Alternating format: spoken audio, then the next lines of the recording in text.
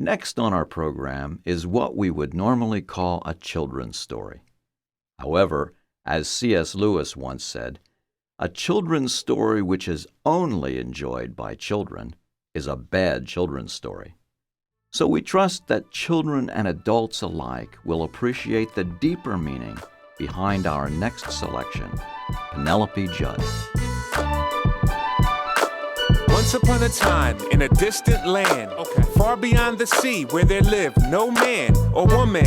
In fact, lo and behold, the oldest person there was only 12 years old, cause all the grown-ups had washed away in a flood. One town in particular there was called Mud, because every sister, cousin, and brother, from head to toe in mud, they were covered.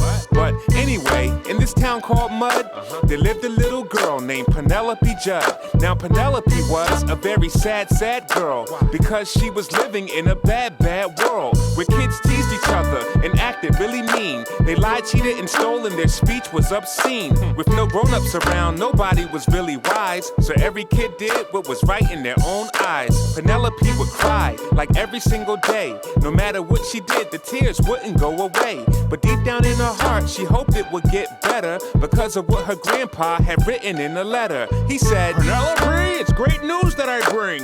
On the mountaintop there lives a great king. The king has a son, and being a proud father, he's gonna throw the prince a huge party in his honor. But the good part, and I hope it gets you excited, Penelope Judd, you're officially invited. He's sending a dog, he'll tell you all you need to know. Just have your bags packed and be ready to go. It had been such a long time Penelope was waiting. She wondered if the letter was true or just faking. But one day she was playing outside, and to her great surprise, the dove had arrived. He said, off we go with no delay. Don't let nobody try to make you stay. We're gonna see the king, we're on our way, and all the old things gonna pass away. Your turn, your turn, we go with no delay.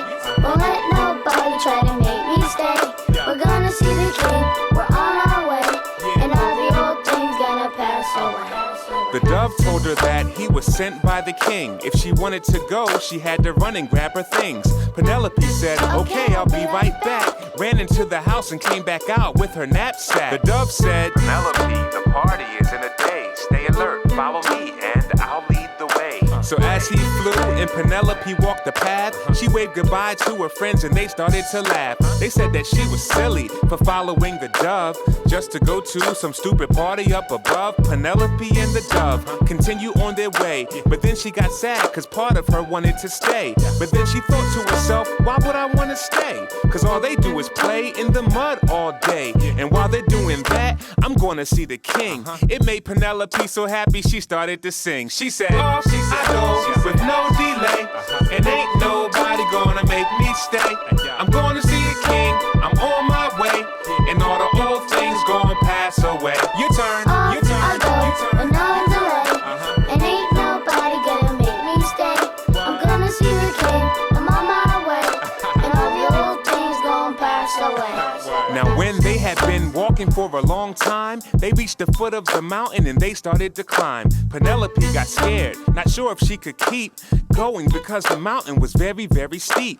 On top of that, it was now dark outside. The dove said, keep your eyes on me, I'll be your guide. Getting to the top was a difficult trip, but the dove was there to pick her up whenever she slipped. And she was so excited when they got near the top that she didn't even stop when her knapsack dropped. The dove led her to the palace and said, farewell, see you inside. He flew away, Penelope rang the bell. A huge angel answered, looked her up and down. She knew something was wrong because he had a big frown. Can I help you, ma'am? Yes, I'm here for the party. I have an invitation. He said, I'm so sorry. There's no way that I can let you through these doors. The king won't let anyone dirty up his floors. She didn't understand, so without coming near her, he reached into his pocket and he pulled out a mirror. And for the very first time, she saw that she was dirty. The palace was spotless. She knew she was unworthy.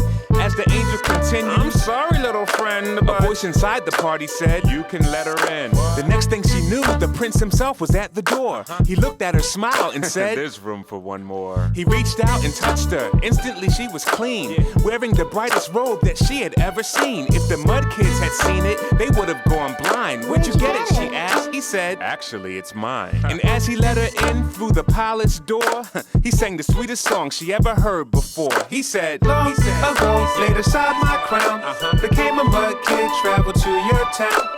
They kicked me out, didn't want me around, but those who love me get to share my crown. Your turn, your turn. Long ago, laid aside his crown, became a mud kid, traveled to our town.